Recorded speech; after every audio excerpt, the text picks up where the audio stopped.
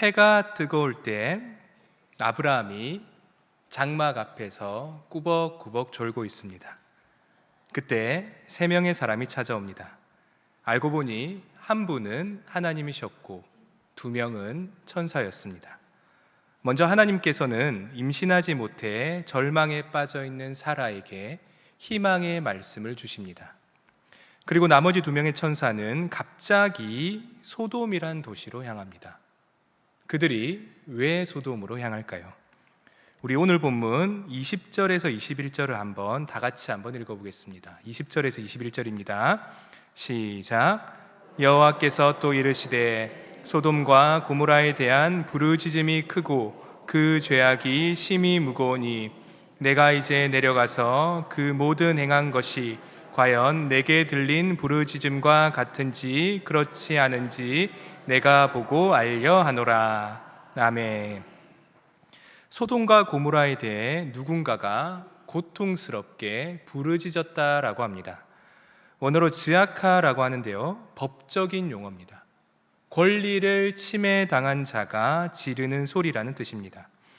예를 들어 길거리를 지나가다가 강도를 만납니다. 골목길로 끌려가서 실컷 두들겨 맞고 돈도 다 빼앗깁니다. 이런 상황에서 우리가 어떻게 해야 합니까? 내 인생이 그렇지, 그냥 지나가자, 이렇게 말을 합니까? 아니죠. 경찰서에 가서 자신이 당한 일을 알리고 그 강도를 잡아서 피해 보상을 받아야만 합니다. 부르짖어야 하는 겁니다. 부르짖는 겁니다. 이게 바로 오늘 본문에 나오는 부르짖음입니다.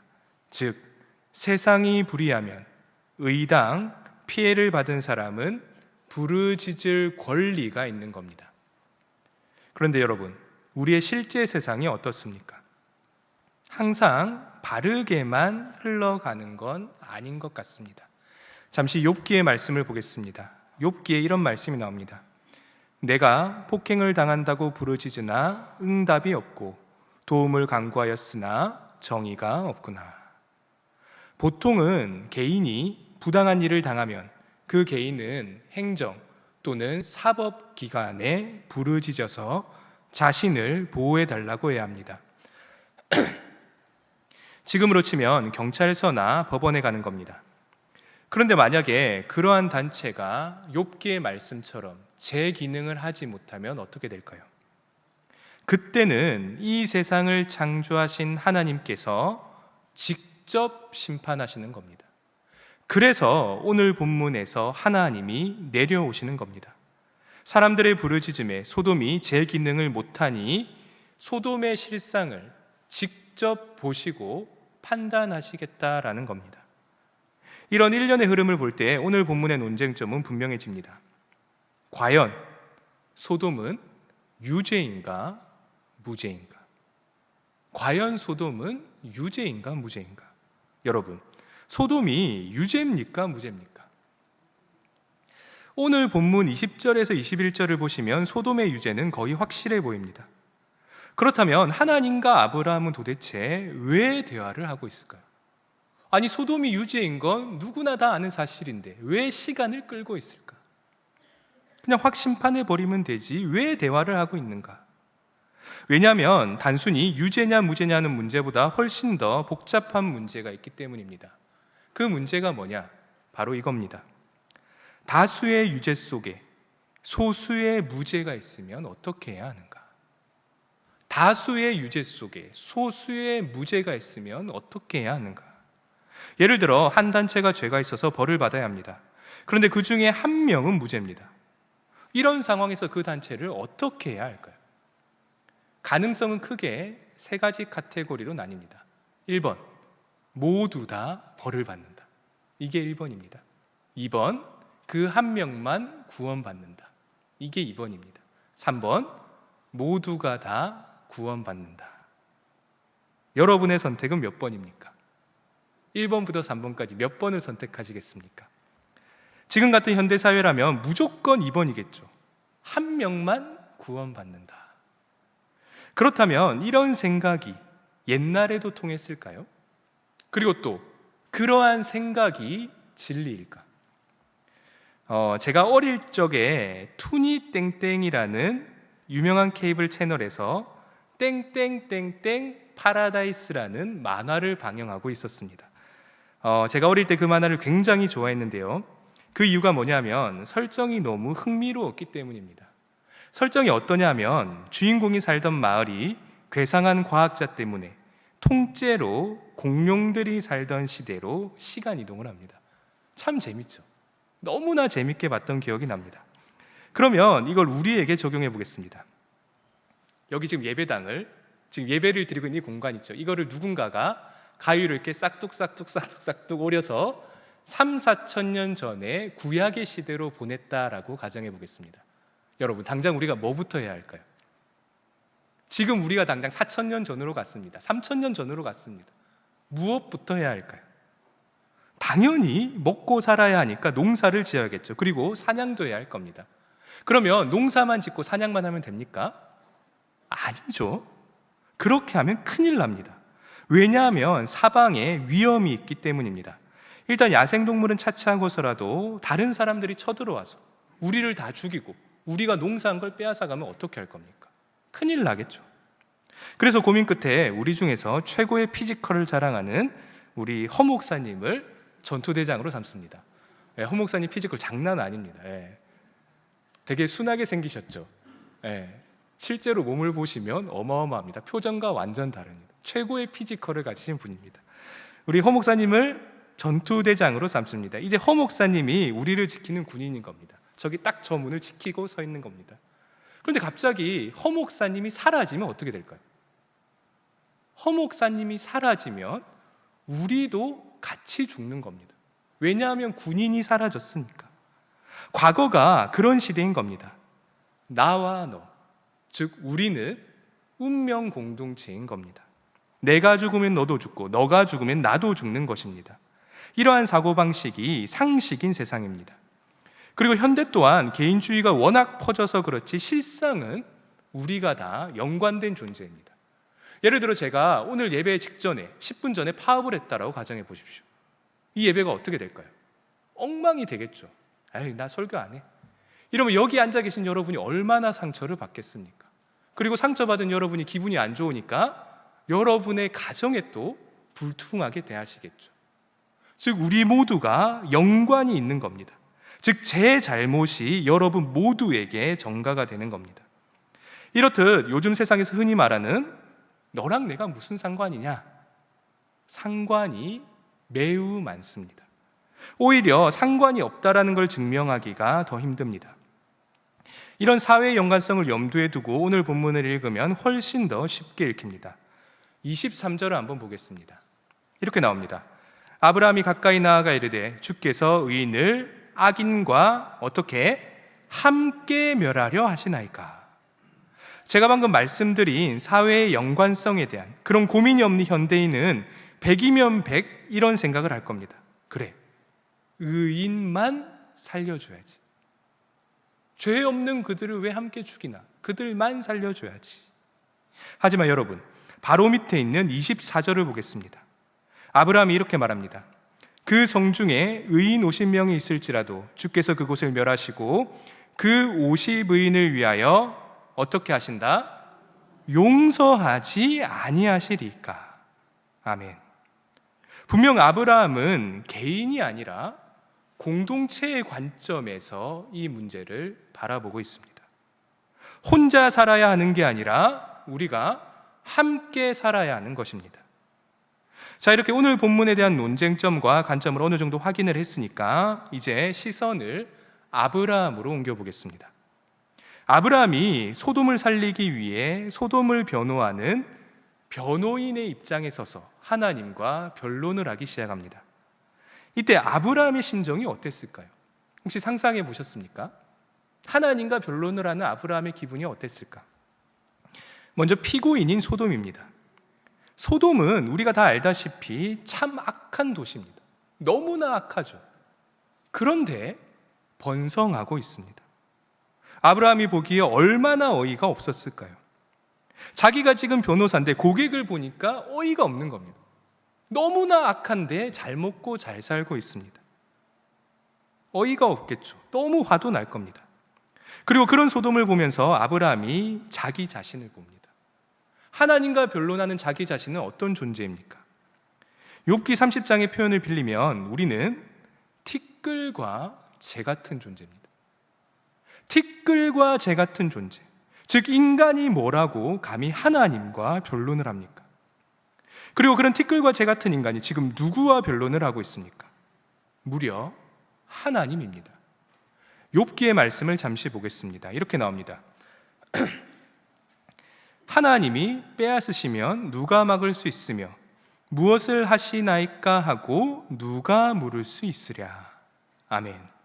여러분, 하나님은 창조주이십니다. 모든 것의 권리는 그분께 있습니다. 그분이 하시고자 하면 하는 겁니다. 누가 막을 겁니까? 여러분, 이게 아브라함의 상황입니다. 소돔이라는 세상과 그리고 그것을 변호하는 나, 그리고 그 말을 듣고 있는 하나님, 이 세 군데 중에 어디를 보더라도 가망이 없습니다. 승소할 가능성이 없는 겁니다. 하지만 그럼에도 불구하고 아브라함이 용기를 냅니다. 이런 아브라함의 용기가 잘 드러나는 장면이 바로 창세기 18장 24절에서 32절까지인데요. 창세기가 무려 9줄이나 할애한 장면입니다. 무려 9줄을 할애합니다. 아브라함이 처음에 의인 50을 제안합니다. 그리고 안 될 것 같으니까 45로 줄입니다. 그리고 또 안 될 것 같으니까 40으로 줄입니다. 그리고 또 안 될 것 같으니까 30으로 줄입니다. 그리고 또 안 될 것 같으니까 20으로 줄입니다. 그리고 또 안 될 것 같으니까 10명으로 줄입니다. 여러분, 지금 이 장면이 말이 됩니까? 귀로 듣기에도 조마조마하고 짜증이 나시죠? 감히 하나님과 변론을 하는데 말을 5번이나 번복합니다. 나보다 엄청나게 지위가 높은 존재에게 같은 말을 반복하면서 조건을 바꾼다. 끔찍한 상상입니다. 여러분의 학창시절 때 가장 무서웠던 선생님을 떠올려 보십시오. 직장 상사도 좋습니다. 내 기억에서 지우고 싶은 선생님, 너무나 무서운 선생님, 그 선생님을 한번 떠올려 보십시오. 그 선생님 수업에 숙제를 안 했습니다. 하지만 용기를 내서 말합니다. 선생님, 한 번만 봐주십시오. 내일 꼭 숙제해 오겠습니다. 정말 기적적으로 그 선생님이 용서를 해줍니다. 그래, 내일 해와라. 네, 내일 해옵니까? 안 해오죠. 안 해오고 또 똑같이 말합니다. 선생님, 내일 해올게요. 여러분, 이러한 반복을 월요일부터 금요일까지 계속 반복한다고 상상해 보십시오. 월화수목금 전부 다. 그 학생이 살아남을 수 있을까요? 아니죠. 이미 수요일쯤에 진작 끌려갔을 겁니다. 그런데 지금 아브라함이 하고 있는 행동은 그것보다 훨씬 더 심한 행동입니다. 상대방은 무서운 직장 상사, 무서운 선생님 정도가 아니라 하나님입니다. 그리고 문제의 대상은 겨우 숙제 정도가 아니라 소돔 전체의 생명입니다.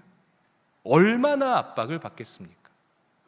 그런데 그럼에도 불구하고 아브라함이 용기를 냅니다. 여러분, 이 아브라함의 용기가 어디에서 왔을까요? 우리 출애굽기 20장 5절에서 6절을 다 같이 한번 읽어보겠습니다. 출애굽기 20장 5절에서 6절입니다. 시작. 그것들에게 절하지 말며 그것들을 섬기지 말라. 나 내 하나님 여호와는 질투하는 하나님인즉 나를 미워하는 자의 죄를 갚되 아버지로부터 아들에게로 3, 4대까지 이르게 하거니와 나를 사랑하고 내 계명을 지키는 자에게는 1000대까지 은혜를 베푸느니라. 아멘. 출애굽기에 따르면 하나님께서는 악인에게는 3세대까지 갚으시고 의인은 1000대까지 은혜를 베푸시는 분입니다. 이 구절이 무슨 뜻일까요? 내가 잘못되는 건 부모 탓이다? 조상 탓이다? 아니죠.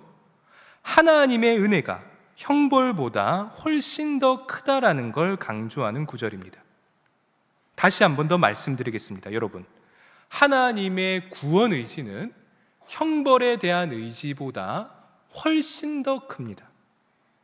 아브라함이 그런 하나님의 성격을 눈치챈 것입니다. 그러니까 아브라함이 감히 번복을 하면서까지 하나님과 변론을 하는 겁니다. 그리고 이런 하나님의 성품과 본문의 흐름을 감안하면 의인이 10명보다 적어도 문제가 없을 겁니다. 제가 초등학생 때 전도사님 설교를 들으면서 그런 생각을 했거든요.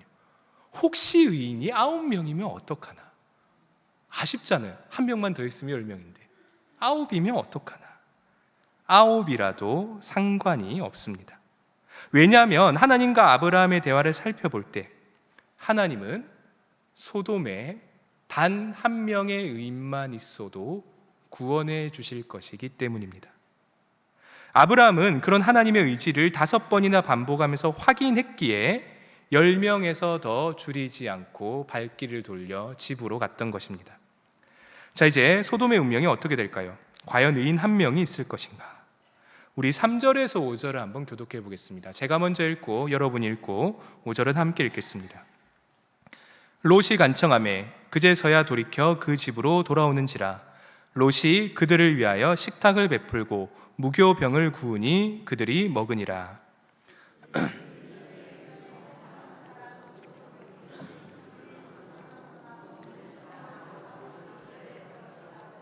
함께 읽습니다. 롯을 부르고 그에게 이르되 오늘 밤 내게 온 사람들이 어디 있느냐 이끌어내라. 우리가 그들을 상관하리라. 우리가 잘 알다시피 롯의 간청으로 두 천사가 롯의 집에 머물게 됩니다. 그런데 소돔 사람들이 롯의 집으로 쳐들어옵니다. 그리고 그들이 롯의 집으로 들어간 두 천사를 요구하게 됩니다. 이런 소돔에 대해 성경은 이런 평가를 내립니다. 에스겔서를 보겠습니다. 제가 한번 읽어보겠습니다. 내 아우 소돔의 죄악은 이러하니 그와 그의 딸들에게 교만함과 음식물의 풍족함과 태평함이 있음이며 또 그가 가난하고 궁핍한 자를 도와주지 아니하며. 아멘. 소돔은 풍족하고 태평했습니다. 그러나 궁핍한 자를 도와주지 않습니다. 실제로 나그네는 당시의 대표적인 약자입니다. 그리고 이사야서를 보시면 소돔을 무법 상태로 묘사합니다. 오늘 본문을 봐도 정확하게 드러나죠. 타지에서 나그네가 왔는데, 즉 약자가 왔는데 그들을 보호할 장치가 하나도 없습니다. 무방비 상태에 노출되는 것입니다. 결국 창세기는 이방인, 즉 손님에 대한 소돔의 집단 폭행과 무법 상태를 적나라하게 그리고 있는 것입니다. 이렇듯 두 천사와 롯은 집단 폭행의 위기 앞에 놓여 있습니다. 이제 사건이 어떻게 흘러갈까요? 우리 7절에서 8절을 보겠습니다. 이르되 청하노니 내 형제들아 이런 악을 행하지 말라. 내게 남자를 가까이 하지 아니한 두 딸이 있노라. 청하건대 내가 그들을 너희에게로 이끌어 내리니 너희 눈에 좋을 대로 그들에게 행하고 이 사람들은 내 집에 들어왔은즉 이 사람들에게는 아무 일도 저지르지 말라. 롯이 말합니다. 내 형제들아. 친밀한 표현이죠. 그리고 이런 제안을 합니다. 남자를 가까이 하지 않은 두 딸을 내어줄 테니까 나에게 온 그 두 손님을 건드리지 마라. 여러분, 이런 롯의 행위가 어때 보입니까? 영웅적인 행동입니까? 하나님을 위해 자신의 가족을 버린다. 겉모습만 보면 모든 걸 버리고 예수님을 따라간 12제자와 같아 보입니다. 하지만 롯의 행위를 자세히 살펴보십시오. 사람들의 집단 폭행을 막기 위해 무려 자신의 딸을 팔아버립니다. 굉장히 극단적인 행동입니다. 악으로 막는 행동입니다. 하나님이 기뻐하실 수가 없는 겁니다. 실제로 이런 롯의 행위가 별 가치가 없다라는 것은 뒤이어 나오는 사건에서 그대로 드러납니다. 우리 9절을 보겠습니다. 그들이 이르되 너는 물러나라. 또 이르되 이 자가 들어와서 거류하면서 우리의 법관이 되려 하는도다. 이제 우리가 그들보다 너를 더 헤아리라 하고 롯을 밀치며 가까이 가서 그 문을 부수려고 하는지라. 소돔의 말이 참 인상적입니다. 롯은 분명 그들에게 내 형제들아 라고 합니다. 그런데 사람들이 뭐라고 합니까? 이 자가 들어와서 거류하면서, 들어와서 거류하는 자라고 합니다. 이 말만 봐도 소돔의 생각을 알 수 있습니다. 롯 따위는 안중에도 없는 겁니다. 가족이 아닌 겁니다. 형제가 아닌 겁니다. 그때 드디어 천사가 나섭니다. 10절에서 11절입니다. 그 사람들이, 천사들입니다. 그 사람들이 손을 내밀어 롯을 집으로 끌어들이고 문을 닫고 문 밖의 무리를 대소를 막론하고 그 눈을 어둡게 하니 그들이 문을 찾느라고 헤매었더라. 아멘. 먼저 롯을 집으로 끌어들이고 사람들의 눈을 멀게 합니다. 졸지에 롯과 천사의 위치가 완전히 역전돼 버립니다. 초반에 롯은 딴에는 영웅인 척하면서 천사를 보호하려 합니다. 하지만 그는 철저하게 무능했습니다. 그리고 오히려 자신이 구원하려 한 천사에게 구원을 받게 됩니다. 여러분, 롯의 행동은 분명 도덕적으로 올바르지도 못했고 심지어 효과조차도 없었습니다. 자, 이제 다시 처음의 논의로 돌아가 보겠습니다. 오늘 본문에 나오는 두 천사가 왜 소돔으로 왔습니까? 부르짖음이 사실인지 아닌지 알아보려 왔습니다. 우리가 본문을 읽어보니 결과가 어떠합니까? 참혹한 결과입니다. 소돔의 모습을 두 천사가 직접 눈으로 보고 몸소 체험까지 합니다. 드디어 부르짖음이 증명이 됩니다. 게다가 소돔에 의인이 있습니까? 두 천사를 위해 의기롭게 나선 의인이 있습니까? 롯? 여러분, 롯은 의인 축에도 못 깁니다. 그가 한 것이라고는 고작 딸을 반려했던 겁니다. 여러분, 의인은 없습니다. 단 한 명도 없습니다.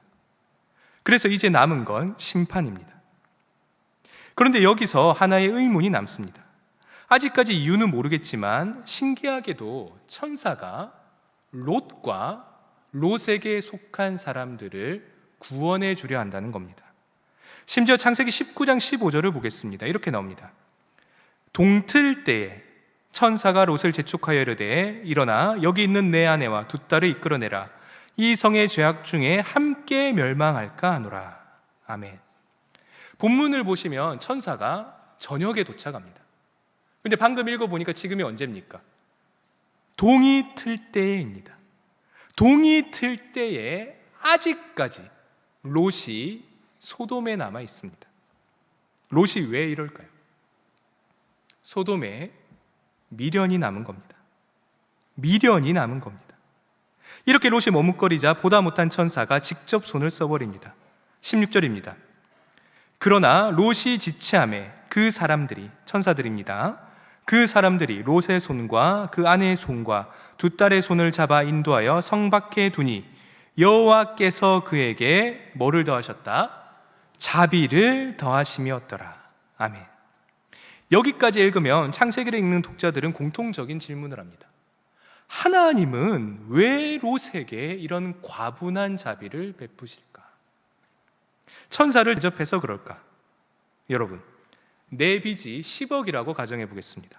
그런데 그 10억을 빌려준 빚쟁이에게 저녁 한 끼를 푸짐하게 대접합니다. 그러면 그 10억이 다 없어집니까? 아니죠. 절대로 사라질 수가 없습니다. 즉 천사에 대한 좋은 대접은 롯의 구원에 대한 이유가 될 수가 없는 겁니다. 밥 한 끼로는 10억을 갚을 수가 없다는 겁니다. 아니면 롯이 의롭기 때문일까? 롯의 행동이 의로움과 거리가 멀다는 것은 이미 우리가 살펴봤습니다. 그리고 결정적으로 롯이 만약 의로웠다면 소돔이 멸망하지 않았을 겁니다. 결국 롯도 의인이 아니었다라는 겁니다. 그렇다면 롯은 왜 살아남았을까?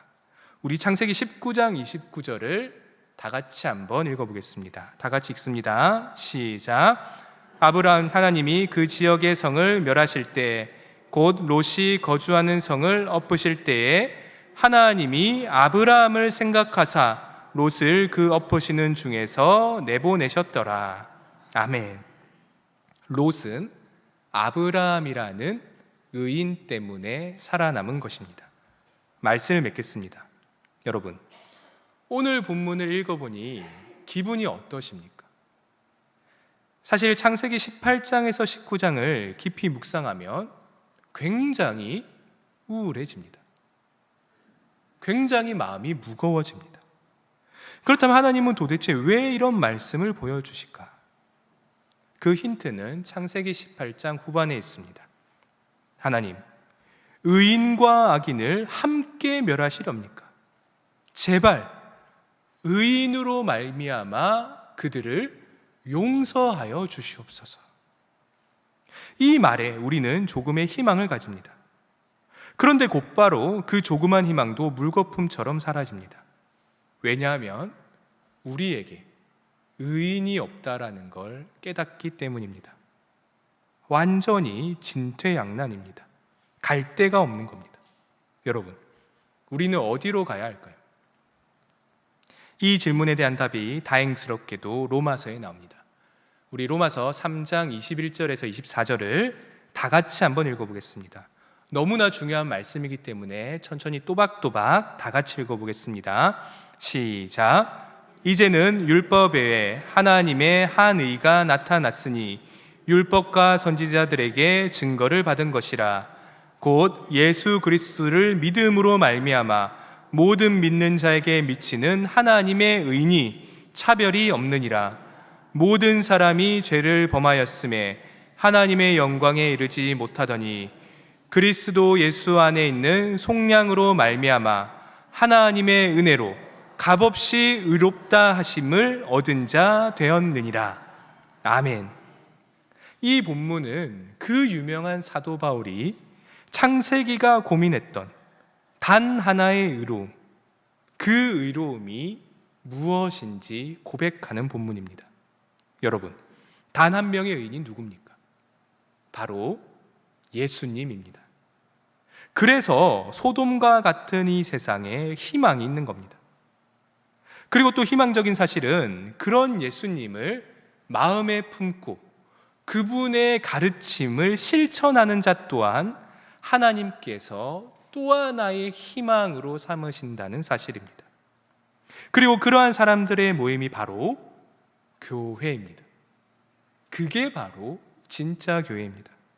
제발 여기 모인 우리가 진정한 교회를 이루어 악한 세상을 구원할 수 있기를 진심으로 바랍니다. 기도하겠습니다. 온 세상 천지를 만드시고 섭리하시는 근원의 하나님, 오늘도 저희를 잊지 않으시고 이렇게 예배의 자리로 불러주심 참 감사합니다. 하나님, 오늘 하나님의 귀한 말씀을 듣고 보았습니다. 우리 모두가 이 말씀을 굳게 붙잡을 수 있도록 하여 주시옵소서. 그리고 하나님, 이제 곧 주일이 끝나고 세상으로 나아갑니다. 세상으로 나아가는 우리 모든 신일의 성도들 주님께서 보호하고 지켜주시고 무엇보다 이 나라 또한 보호하여 주시옵소서. 감사합니다. 예수님의 이름으로 기도드립니다. 아멘.